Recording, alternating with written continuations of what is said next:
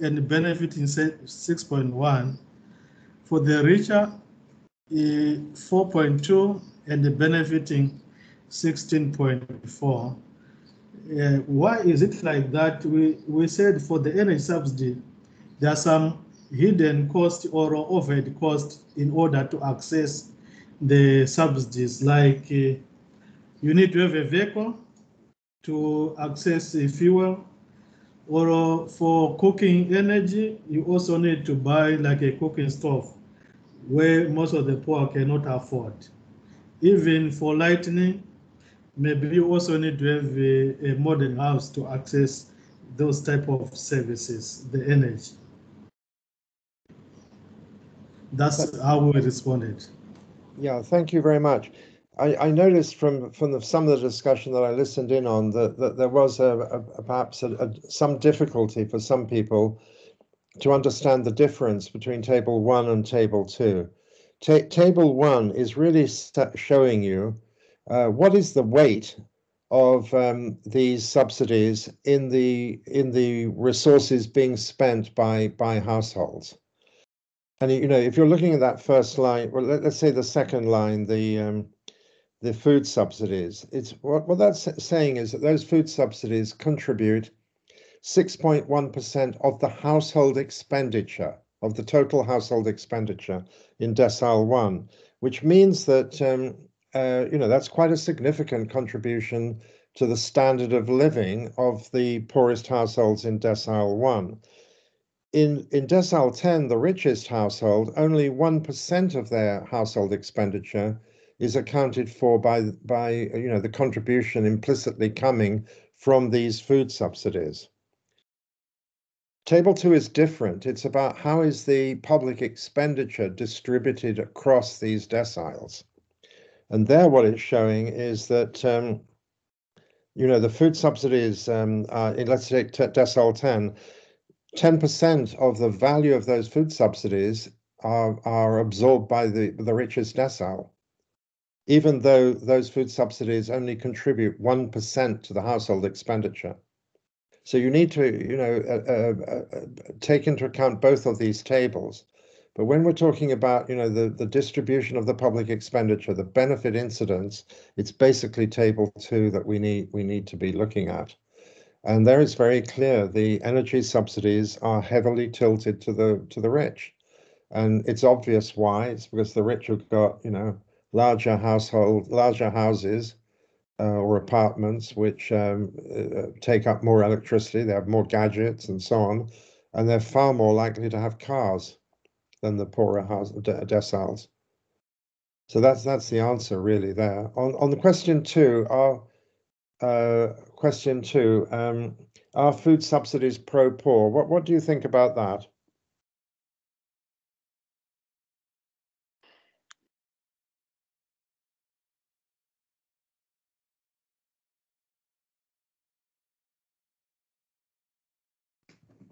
Hello? Go ahead, Husseini. Go ahead. Yes, I'll try.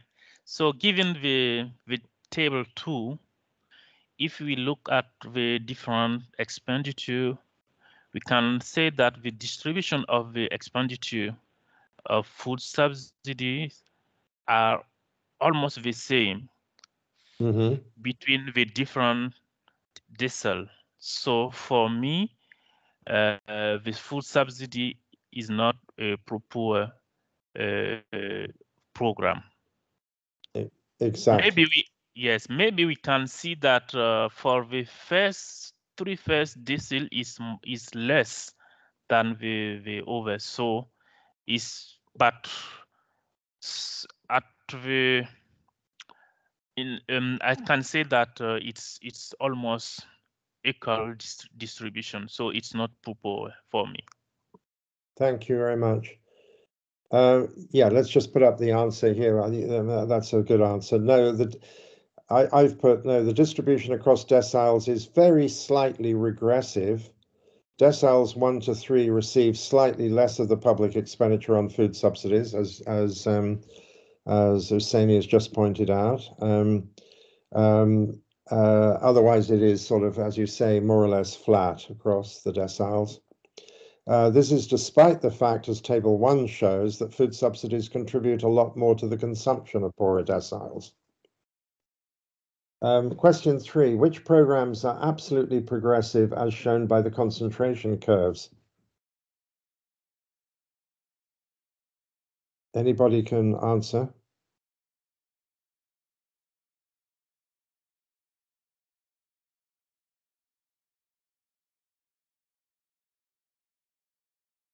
Don't be shy. I'm sure there are people out there who've got an answer.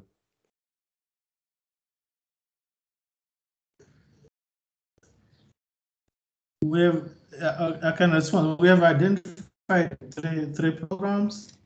One is the SP&PFM, which is more progressive, followed by the child grant 0 to 17 outside the social security system. And then the last one is the universal grant, child grant 0 to 17. They're benefiting more than more. Can we put up the answer here? I mean, in the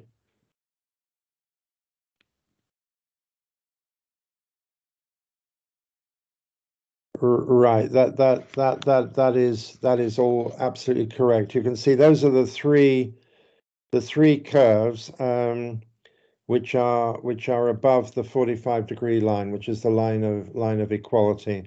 And you know, for each of those three, they I didn't realize actually that we had the child grant disaggregated there, not only the universal one, but the other one there, which is not discussed in the document, is if you gave a child grant only to the children in households that were not enrolled in contributory social security schemes. Okay, because that it was interesting to look and see what would happen with that. But yeah, in all of these cases, the poor will benefit more. Question 4. Bearing in mind the poverty headcount in 2016, which was 15.2%, what does the benefit incidence data in the table tell us about the targeting efficiency of the SP&PFM program, which is supposed to benefit households below the poverty line? This is actually more a sort of core social protection efficiency question than a cost efficiency question as such. Can I maybe, because this is the question that we had the hardest time answering. Okay. So we felt that even if the poorest deciles are benefiting a lot, it was interesting to see that still some of the higher deciles also benefited, which we didn't understand why. So it must have been inclusion errors.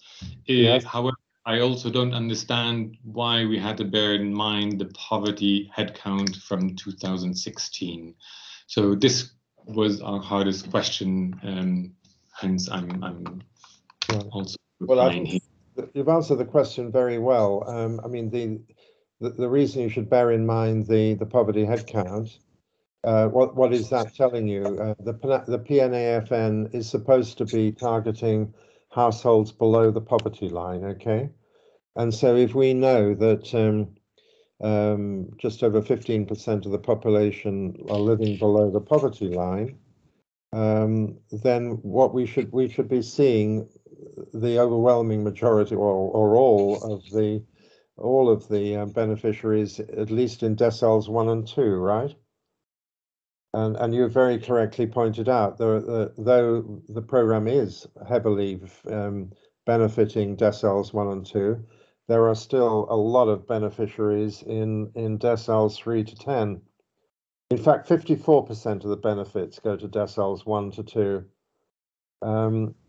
While 46% go to deciles 3 to 10. So that is, yes, telling you that there are substantial inclusion errors, targeting errors. Absolutely. So I think that's absolutely the right answer. Question 5. How does the proposed child grant compare in terms of benefit incidence to the existing energy and food subsidies? and to the PNAFN cash transfer program. Time is beginning to run out, so a quick response from somebody. Please go ahead.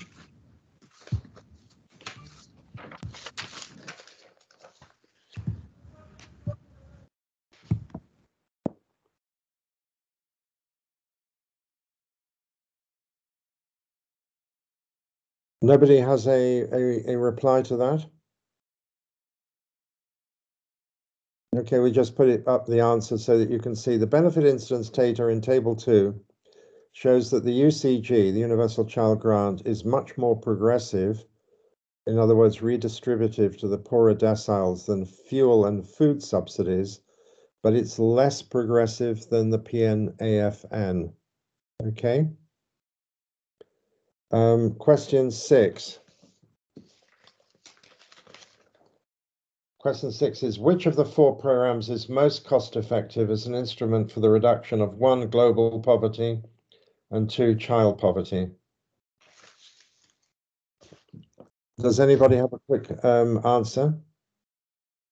We said that for the overall poverty, the PNAFN is twice as cost-effective an instrument as the proposed child grant. Yes. And for child poverty? There it is, the child grant. Right. And then there was a supplementary question. Why might this be? No, because it targets children. The answer to the question, well, let's throw up the answer to the question. Yeah, okay, the PNAFN is most cost effective in reducing global poverty, but the UCG is more cost effective than the PNAFN in reducing child poverty. Why? Partly because there are few children in PNAFN households given the targeting criteria. These are poor households with old persons and persons with disabilities, which generally have few children or have fewer children than average poor households in Tunisia. Right, and then finally, question 7 is asking you really a much broader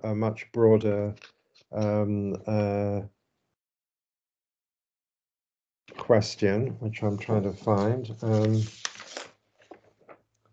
Are there broader political economy arguments for the UCG that might offset narrow BIA or cost effectiveness arguments in favor of the PNAFN as a preferred social protection instrument in the Tunisian context?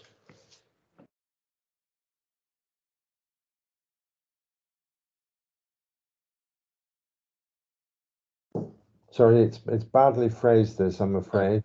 It should be, are there broader political economy arguments for the UCG that might offset narrow BIA or cost effectiveness arguments, okay, in favor of the PNFAN. Other things that you might need to take into account in addition to these sort of cost effectiveness and benefit incidence findings that would argue perhaps for adopting the UCG as a preferred approach. Any views on that?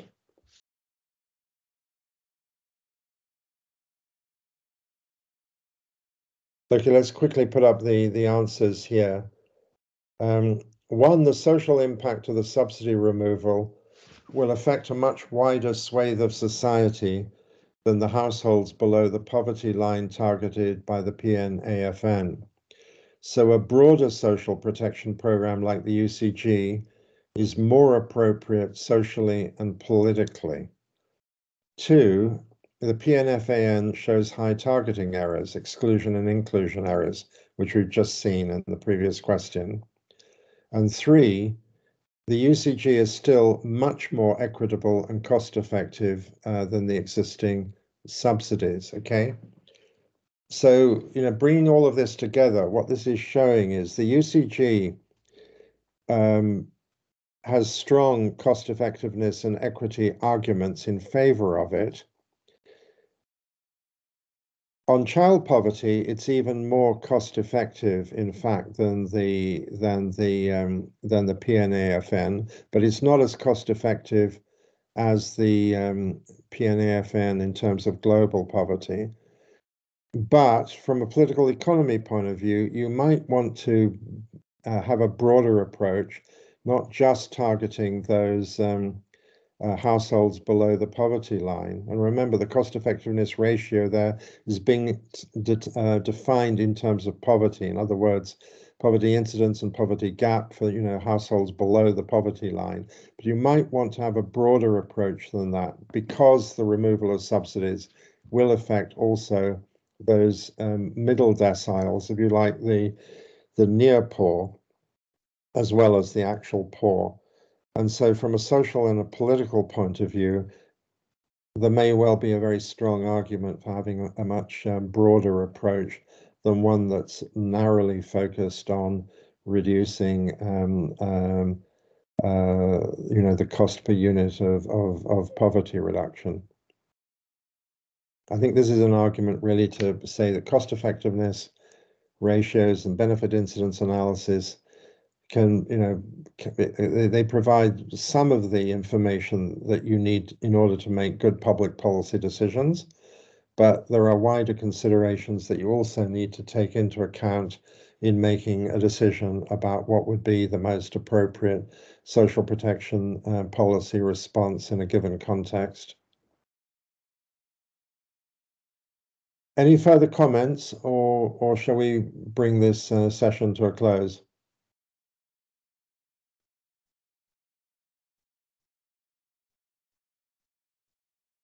If not, okay, thank you very much. And I think this is the end of this module.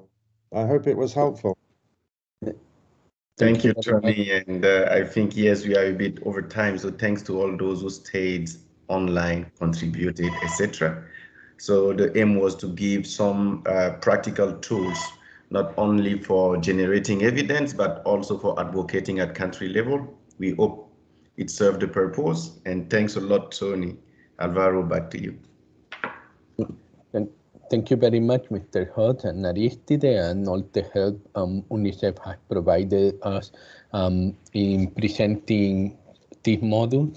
And of course, the overall approach is, again, to provide a sense of the link between social protection and PFM to get a better sense of how to think about the expenditure part of PFM, of the budgeting part of PFM, and then we will continue with the financing part of PFM. So thank you very much to UNICEF for helping us, especially with the budget part of budget analysis part of policy making.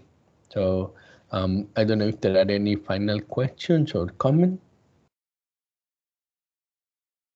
So thank you very much. I will see you on Wednesday to discuss macro policy and a more accommodating macro policy and the role of debt negotiation in how to finance social protection. So see you very soon in 2 days. Thank you. Bye-bye. Bye-bye. Bye-bye, Mr. Holt. Thank you very much.